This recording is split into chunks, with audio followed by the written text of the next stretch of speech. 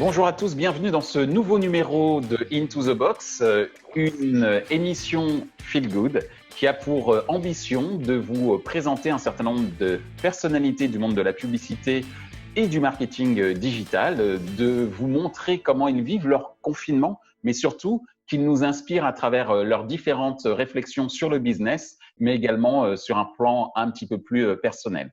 Et aujourd'hui, j'ai la chance de retrouver dans Into the Box un ami de longue date, près de 20 ans si ce n'est plus, puisqu'on se croise sur le marché de la publicité digitale depuis un certain temps. Il s'agit de Franck Surena, qui est le directeur général Europe du Sud de Ewin. Alors tout d'abord, Franck, merci d'avoir accepté mon invitation. Et première question, comment vas-tu? Comment vont tes collègues, tes confrères, tes consoeurs, enfin, et surtout, bien sûr, la famille et les amis? Bonjour Michel, merci de me recevoir. Écoute, pour répondre à cette première question, je crois que je vais bien. Non, plus sérieusement, ça va. Évidemment, nous vivons tous le confinement, mais il y a des vertus pas inintéressantes, notamment en ce qui me concerne la possibilité de réunir la famille, puisque mon fils était parti en début d'année faire ses études en province. Il nous a rejoints pour le confinement. Et je crois, bon an, mal an, qu'on est tous satisfaits de cette situation qui n'était pas censée nécessairement se reproduire. Ça, c'est d'un point de vue personnel. D'un point de vue un peu plus professionnel, je crois que les équipes d'Awin vont bien. Au quotidien, nous communiquons. Nous avons la chance de travailler en mode collaboratif, notamment avec Microsoft Teams, pour la petite publicité, qui est un outil absolument fantastique qui fonctionne parfaitement et qui nous permet finalement d'être presque réunis en permanence au travers de réunions vidéo, de partage d'informations, de fichiers, de documents. Donc globalement, j'ai l'impression que ça va, le moral est là. Après ce premier mois. Voilà, donc c'est supportable. Alors justement, c'est supportable. On va en parler dans quelques instants, en parlant notamment de la manière dont tu t'es organisé avec tes équipes par rapport aux événements qu'on est en train de vivre. Mais déjà, est-ce que tu peux nous expliquer ce qu'est Ewin en quelques mots? Bien, en quelques mots, Ewin, dont je m'occupe de l'Europe du Sud, la France, l'Italie et l'Espagne, donc Paris, Milan, Madrid. Fortement touché par l'impact du Covid-19, mais extrêmement résilient. Awin, c'est une plateforme d'affiliation leader mondial qui opère sur quasiment tous les continents, plus de 160 marchés, et basée dans une quinzaine de pays. Donc l'affiliation, qu'est-ce que c'est? C'est du marketing à la performance. Pour en parler de manière plus compréhensible, je vais parler de mes clients. Nos clients, ce sont les grands acteurs du retail, les marques les plus connues des Français que nous opérons, mais aussi en banque, finance, assurance, les banques, les organismes de crédit à la consommation et un certain nombre de secteurs dans lesquels on est capable d'opérer. Donc, générer des ventes pour les retailers, générer des leads pour les banques en ligne qui souhaitent de nouveaux clients ou générer un trafic le plus qualifié possible pour le compte de nos clients au travers d'un réseau d'affiliés, considérant que le point clé, le point crucial de l'affiliation, c'est que nous sommes payés à la performance. C'est ce que j'allais dire. Commission, exactement, est versée à nos affiliés qui génèrent une vente sur un site marchand ou à nos affiliés qui génèrent une demande de crédit en ligne dans un organisme de crédit. Voilà. Donc, on est payé a posteriori de l'action effectivement réalisée. Tu viens de citer à l'instant, Franck, un mot très important, c'est le mot performance, qui est déjà très important dans le monde du digital, mais qui l'est certainement encore plus en moment de la crise et de la crise que l'on est en train de vivre aujourd'hui. Comment tu t'es organisé cette fois-ci pour conserver la performance d'Ewin dans son mode de fonctionnement? Comment vous êtes organisé en interne, mais également pour vos clients? Écoute, tu as raison, le mot performance, c'est probablement le mot qui nous caractérise le plus, à la fois en tant que leader de l'affiliation, mais aussi dans notre quotidien. Notre intérêt est de générer en permanence la meilleure performance pour nos clients. C'est ce qu'ils attendent de nous, et c'est ce pourquoi ils nous paient. En l'occurrence, au sein des WIN pour ne pas avoir de rupture de chaîne à l'approche de cette crise, eh bien, on a fait comme d'habitude. Pourquoi je dis comme d'habitude? Simplement parce que le fait de passer en télétravail était pour nous une évidence, puisque depuis plus de 2 ans, ça fait vraiment partie de l'ADN de l'entreprise d'être en capacité, afin de concilier à la fois la vie privée et la vie professionnelle, et bien que l'ensemble de nos collaborateurs puissent décider où, comment travailler. C'est la doctrine de home office, flex office, working anywhere. C'est vraiment quelque chose qui est une réalité chez nous, et donc on a eu quasiment une répétition générale non prévue par rapport à la crise du Covid, mais pendant les troubles sociaux en fin d'année dernière, ou pendant plus de 2 mois, on avait à peu près 90% des effectifs qui déjà travaillaient, faute de transport, à domicile en télétravail. Et donc on est rompu à cette façon de fonctionner, ce qui induit absolument aucun changement pour nos clients et dans le rapport qu'on a au quotidien avec nos clients. Voilà. Alors justement, donc, en gros, vous êtes déjà une société agile par rapport au télétravail. Donc la question suivante, c'est quels seraient tes conseils pour bien préparer l'après-confinement, l'après-crise? Quels seraient tes conseils, sachant que vous êtes déjà bien rodé en termes d'organisation au regard des précédents événements? On a parlé des conflits sociaux qu'il y a eu au mois de décembre en France notamment.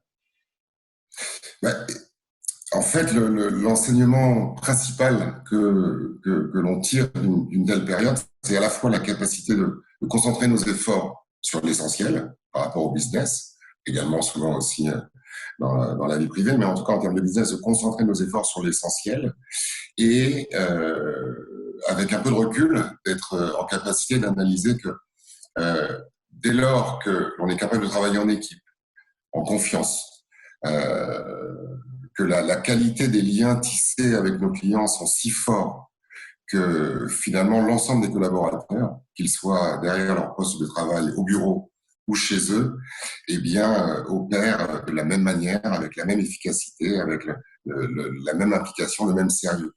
Donc, préparer l'après-confinement, j'ai envie de dire, c'est continuer de donner cette confiance pour que nos collaborateurs puissent dans le futur s'organiser comme ils le souhaitent, évidemment au sein des équipes avec leur manager, mais soient capables d'organiser leur temps de travail, la façon dont ils travaillent, dès lors que les résultats sont là et qu'au final, à la fois la qualité de la prestation rendue à nos clients que de la qualité des liens relationnels qu'on peut avoir avec eux, eh bien, perdure. Et ça, on veut vraiment en faire notre quotidien demain. Donc, j'ai presque envie de dire que le déconfinement ne va pas nécessairement être une espèce de remise des compteurs à zéro, un reset, business as usual, comme c'était avant. Voilà. On est passé dans quelque chose de différent. Et d'ailleurs, au sein d'Awin, on parle de back to new normal. Qu'est-ce que demain sera la nouvelle normalité? Voilà. Et je pense qu'on peut apprendre de cette crise qui a révélé évidemment une phase sombre d'un point de vue sanitaire, mais au sein des entreprises, des choses extraordinaires dans cette capacité de travailler différemment, de travailler en confiance, d'assumer ses responsabilités et au final d'être aussi efficace dans cette situation que dans l'ancienne situation normale de l'ancien monde. Moi, il y a deux mots que j'aime bien dans l'ensemble de ce que tu as évoqué. Bien sûr, il y a encore une fois le mot performance, mais il y a également le mot qualité. Donc, qualité des équipes, qualité des liens avec le client, et c'est ce mix entre ces deux types de qualité qui crée la confiance. Et en gros, c'est déjà une normalité qu'il y a chez vous depuis un certain nombre de temps. Et le déconfinement, c'est simplement un retour à une nouvelle normalité. Mais ce qu'il y a de nouveau, c'est pas tant ce que vous produisez. Ce qu'il y a de nouveau, c'est peut-être les attentes de certains des clients qui n'étaient peut-être pas encore chez vous d'ailleurs. C'est peut-être même une opportunité pour vous. Donc effectivement, c'est assez intéressant et assez inspirant de voir que l'ADN d'une société, d'une entreprise comme la vôtre, peut également aider à bien résister et surtout à bien anticiper ce qui peut se passer après une crise, puisque, comme on l'a évoqué plusieurs fois, le maître mot, c'est et performance. Ouais, si je peux me permettre de t'interrompre, je suis 100% d'accord avec toi. C'est une normalité que nous avions déjà, Mm. euh, mais que cette crise nous a permis de révéler. Ouais, Euh, exacerbé d'une nous certaine sommes manière. digitaux, nous sommes performance, nous sommes e-commerce, nous sommes financièrement résilients, nous sommes home office friendly, customer centric, et nous travaillons en équipe. Donc la somme de ces atouts fait qu'aujourd'hui, notre business fait mieux que résister. Il est extrêmement résilient et notre modèle, comme tu l'évoques, basé sur la performance et dans le nombre de cas, l'un des derniers, si ce n'est le dernier modèle encore capable d'assurer les flux essentiels, vitaux de business pour les entreprises.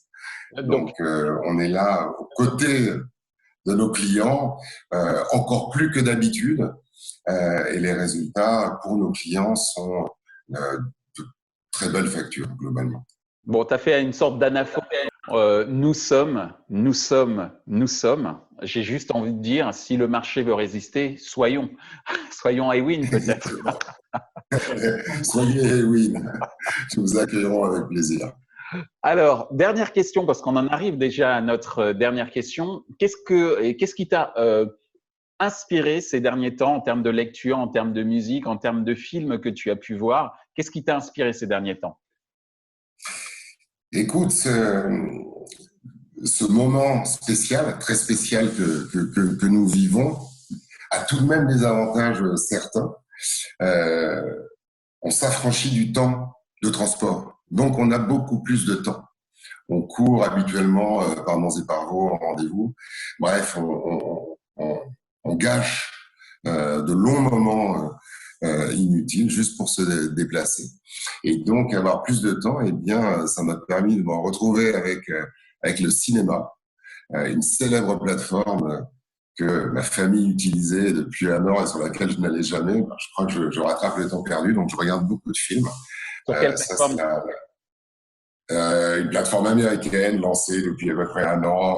D'accord. Alors, sur Netflix pour ne pas la nommer. Donc c'est vrai que j'y passe pas mal de temps, puisqu'on a du temps pour regarder des films sans empiéter finalement sur des moments de vie qui restent à notre disposition. Ça, c'est le premier point sur le côté entertainment. Et d'un point de vue lecture, je suis très fidèle aux échos. D'accord. Ça peut paraître très sérieux, mais j'adore ce journal, puisque au travers de mes secteurs que j'ai paramétrés, ça me permet d'avoir au quotidien une information globale au-delà même du digital. Le digital est une industrie en soi, mais ce n'est pas une île. Elle fait partie de l'économie. On le voit, nous, chez certains de nos clients qui sont click and mortar.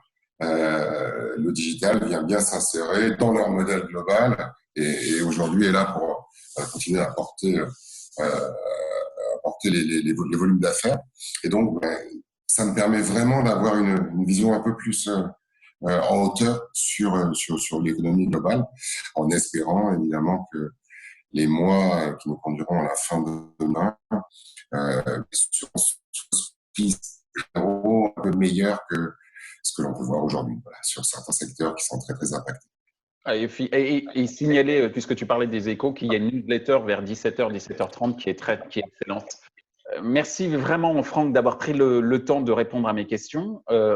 Je te dis bon courage à toi, bon courage aux équipes d'eWin, bon courage à votre mantra autour de la performance. Je dis bon courage à un mantra, ce qui peut paraître un peu bizarre, mais en tous les cas, bon courage pour continuer à mettre en œuvre ce mantra autour de la performance. J'espère que nous aurons, et normalement c'est prévu, l'occasion de nous retrouver soit sur le plateau de The Programmatic Society ou celui plus adéquat de The E-Commerce Society. À très bientôt. Avec plaisir, Michel. À bientôt. Bon courage. Ainsi s'achève ce numéro avec Franck Surena, directeur général Europe du Sud de eWin.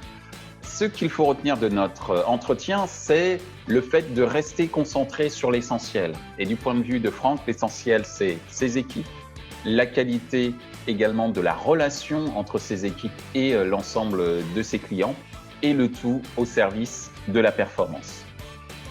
Merci à vous d'être toujours aussi nombreux à regarder Into the Box.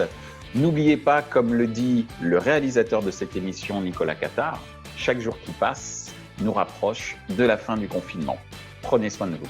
Au revoir.